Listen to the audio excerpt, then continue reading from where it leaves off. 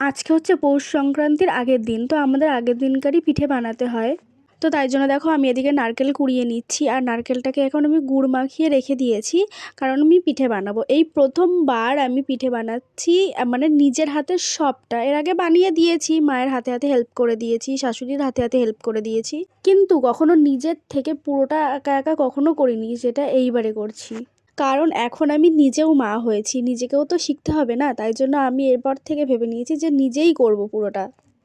এদিকে এখন আমি নারকেলের পুরটা রেডি করে নিচ্ছিলাম, কারণ নারকেলের পুর আর সন্দেশ এই দুটো দিয়েই আমি পিঠেটা বানাবো। জানো তো আমার শ্বশুরবাড়ির এখানে অনেকেই আছে যারা যারা ভাবে আমি হয়তো কোনো কাজই পারি না, কোনো কিছুই পারি না। তো এরকমও একজন একদিন অনেক দিন আগে এরকম একটা প্রশ্ন করছিল আমার শাশুড়ির কাছে, যে আমি মাছ কাটতে পারি কিনা। সেই কথাটা আমি শুনলাম, তো আমার শাশুড়ি বললো যে হ্যাঁ, ও মোটামুটি পারে। তো হ্যাঁ, একটা সময় আমি কিছুই পারতাম না, তো এখন আমি মোটামুটি সবই পারি, টুকটাক মানে সবটাই, যেটাই পিঠে বানানো থেকে বলো, তারপরে রান্না বান্না, এখন আমি মোটামুটি সবই পারি। তো এটাই মানে আমি জানি না যে মানুষের মনে এরকম কেন প্রশ্ন আসে যে এ কি পারে, ও কি পারে। আরে ভাই, তুমি কি পারো সেটা দেখো, আমি কি পারি সেটা তোমার মাথা ব্যথা করে লাভ নেই।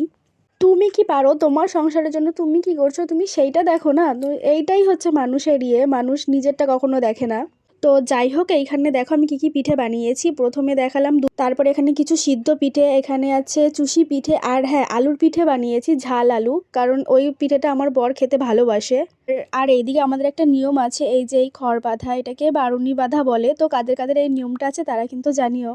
আর এই নিয়মটা আমার শ্বশুর বাড়িতে রয়েছে, আমার বাপের বাড়িতে কিন্তু আবার আলাদা নিয়ম। আর এদিকে আমি দেখতেই পাচ্ছ প্লেট সাজিয়েছি, কারণ পাশের বাড়িতে দিতে যাব, আর ওরাও আমাদেরকে দিয়ে গেছে। এই প্রসেসটা আমার বেশ ভালো লাগে, যে নানান রকমের পিঠে খাওয়া যায় তাই।